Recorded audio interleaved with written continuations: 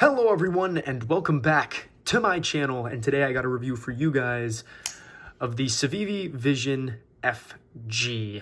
Now this is my first Civivi, and this model is actually based on the We Knives Vision R, which is basically the same exact design. It's just the high-end version with 20 CV and titanium handles. Both of these knives use this awesome lock in the Snex Super Lock. This is a Snex tan design, but both models use this really unique lock that is actually one that I hope we see a lot more of, and is actually what most people are saying is probably one of the best locks on the market currently. And it's really only found on this knife model and a couple other Snex designs, some under the We umbrella and some not.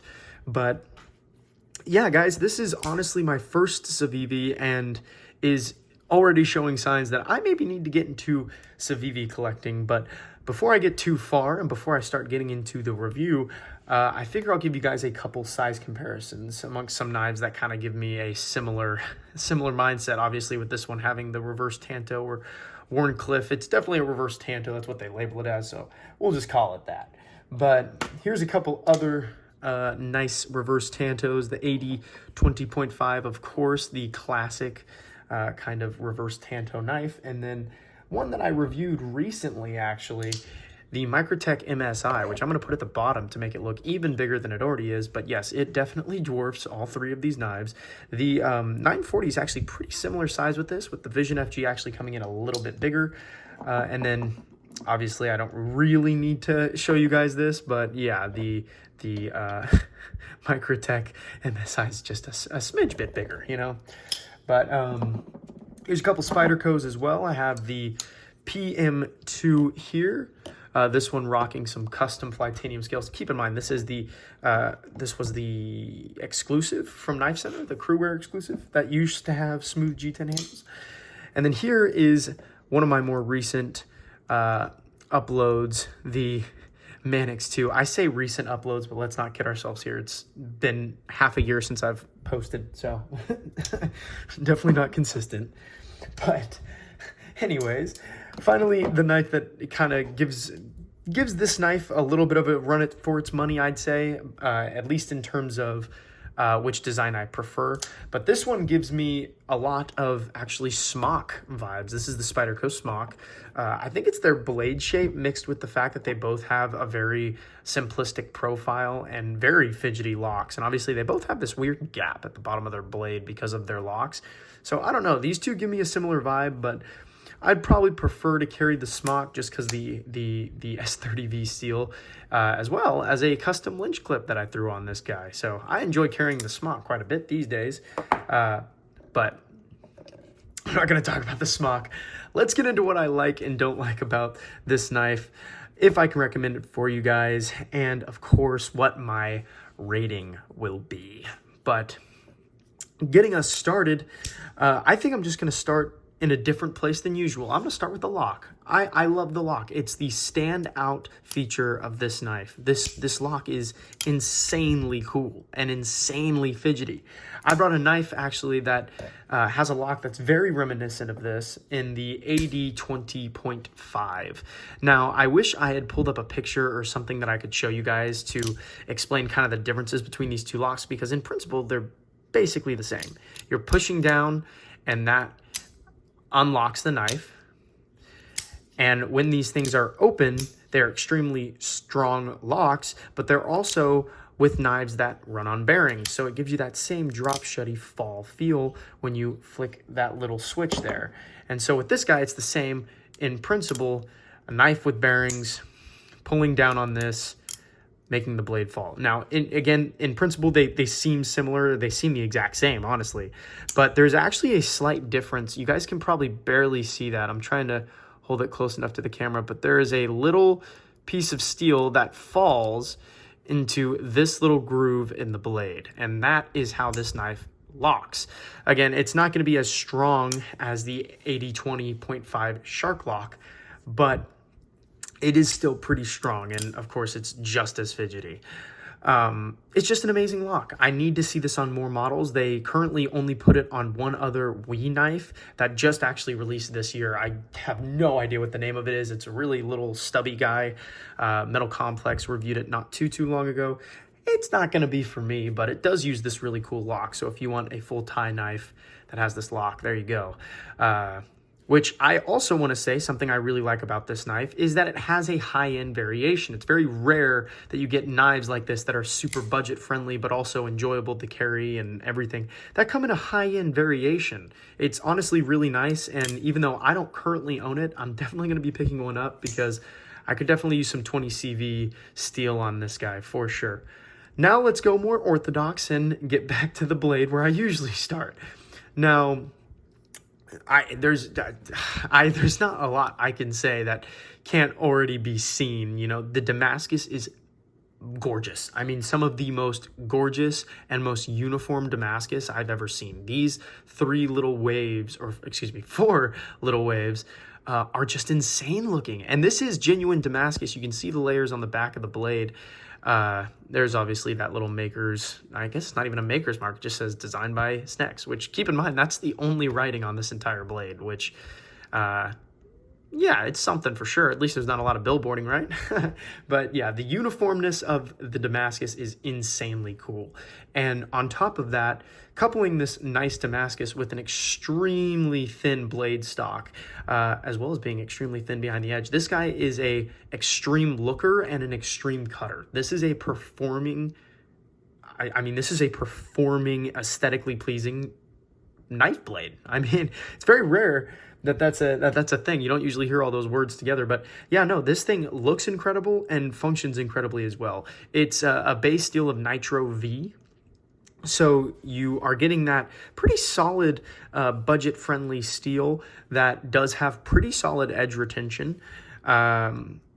And you're getting it in this really cool looking package. You're not just getting the Nitro V, which granted, this is a special version. I should have said it at the beginning, but this is the special version with the Damascus blade steel and the ivory white handles, or it might be even cream. I'm not 100% sure on the color, but they're white G10 basically. It's probably some of my favorite color of G10, which let me just say, that is definitely something I enjoy quite a bit. But yeah, no, the Damascus is a performing steel on this guy and definitely does well. Holds a just fine edge because it's a base of Nitro V, so it performs basically like the Nitro V, but you can get it in this way or you can get just plain Nitro V non-Damascused. I do also like the thumb studs. They're pretty nice on the finger. They're not too overly aggressive. I have no problem with them, and so I would say I like them pretty decently. So there you go. I do really love the pivot screw having that Civivi logo. This is the best way in which a company can incorporate their logo, in my opinion. I think it looks awesome, and it looks, I mean, just like it fits perfectly. And I mean, if somebody doesn't know that the company's name is Civivi, I mean, that doesn't necessarily look like a C if you hold it in certain ways, you know? So it's just a cool looking pivot screw. And obviously it is a T8, I believe. Might be a... I think that's T8. But yeah, it's great. Which, keep in mind, something I really enjoy is there's very little hardware. There is very little hardware on this knife, rather. There's this screw down here. You have this one here, and then these two here for the pocket clip, and that's it. This doesn't even have a head on it, so I mean, you have very little hardware. I mean, at tops, that's 4. Never seen a knife have that little, but have this many moving parts. That is something that I definitely enjoy quite a bit, which I also do enjoy the G10 and the fully lined nature of this knife.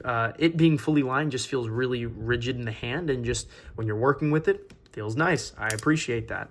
The deep carry clip and the fact that this knife is fully ambidextrous is always a cool thing to see. And these little speed holes cut out on the handle, though maybe not super necessary, as I'll get into a little bit later, definitely add a little bit of an aesthetic to the knife that I appreciate. So there's that too. yeah, I guess aside from that, this is a very, very, very smooth knife, and obviously it running on bearings is incredible. So that will do it for what I like about this knife.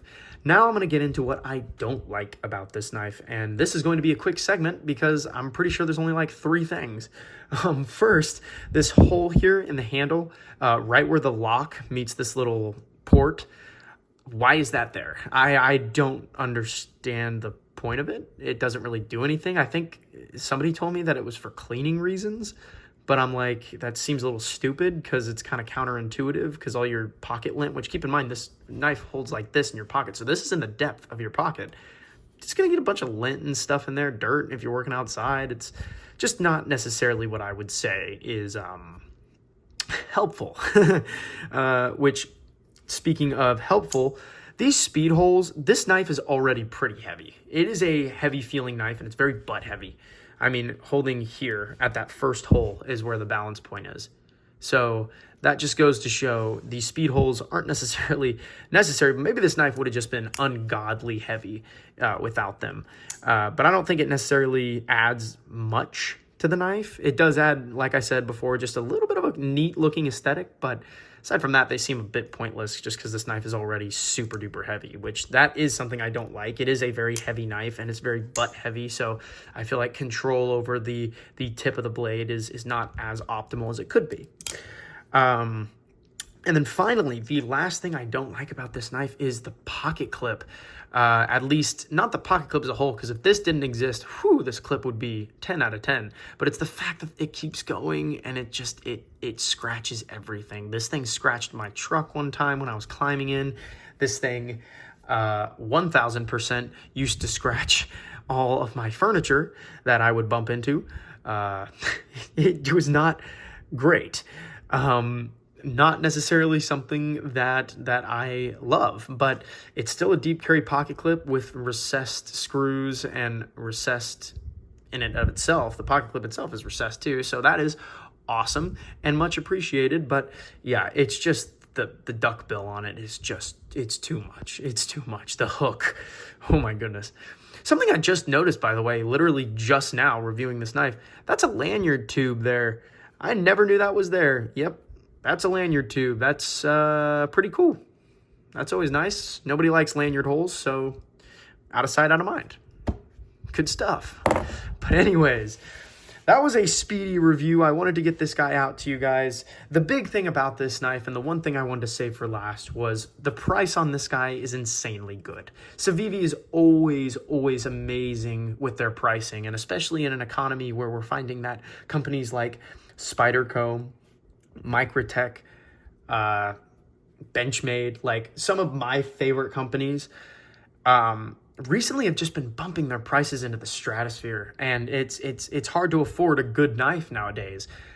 But Civivi is proving that that's not necessarily the case. There are still great knives in great price ranges, and keep in mind this guy wasn't even $100. This is Damascus steel with a cool, unique lock and ball bearings, and this knife wasn't even $100. Now, granted, it was $99, which is basically $100 with tax, but pretty much every other version of this knife is well under 100, well under, like $60, $70.